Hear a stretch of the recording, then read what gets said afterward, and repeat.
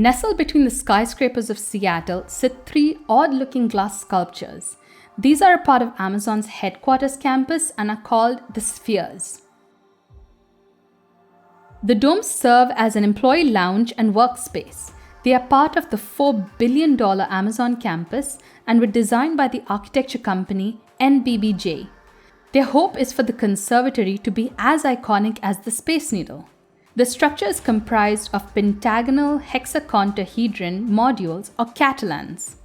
The primary steel components were prefabricated in warehouses before being shipped to the site and assembled.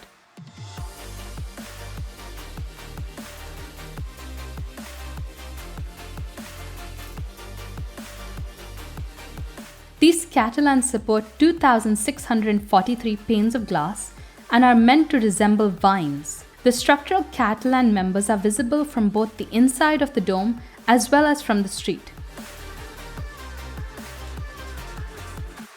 There are 40,000 individual plants living in the spheres, many of which are endangered plants brought from Southeast Asia.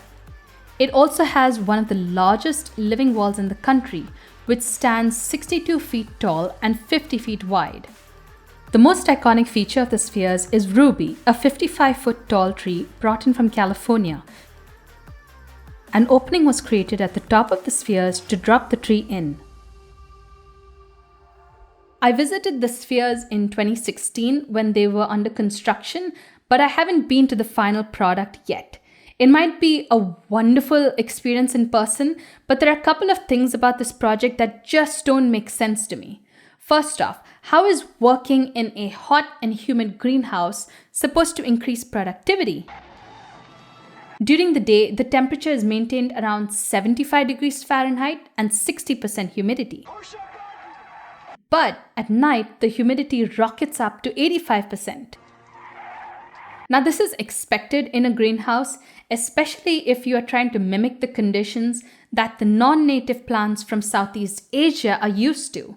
But just imagine the stress on the HVAC and ventilation systems to drop the humidity levels during the day. That's 100%. There's a contradiction between creating a green space that brings you closer to nature and wasting a ton of electricity to maintain that artificial green space. My other pet peeve is the logic that the designers use to justify this greenhouse workspace.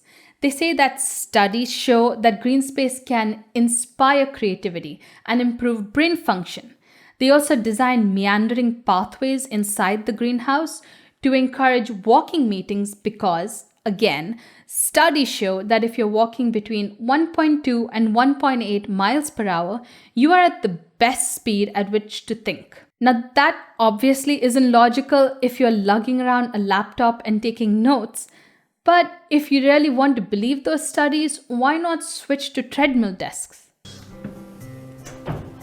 Another issue I see with the spheres is the lack of insects to keep the plants alive.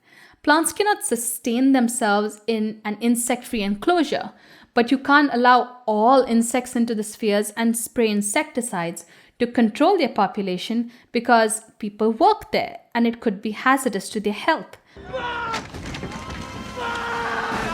So the horticulturalists release selective insects inside the spheres that will combat any bad bugs such as aphids. Yet another expensive artificial intervention. Finally, to top it all off, this conservatory, which is supposed to bring people closer to nature, is complemented by a fake AstroTurf park right outside.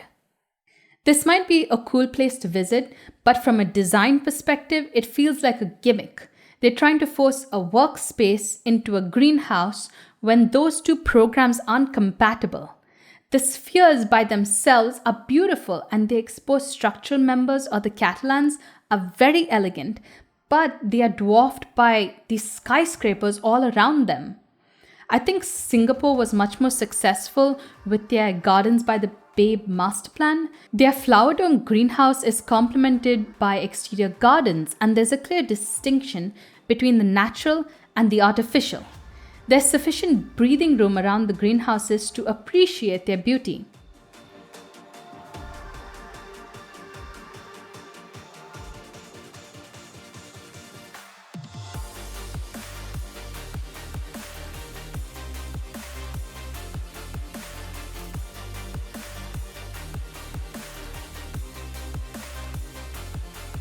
If you have visited the spheres, let me know what you think about them in the comments below. Don't forget to like this video and subscribe to my channel. Until next time, I'm Belinda. Thanks for watching.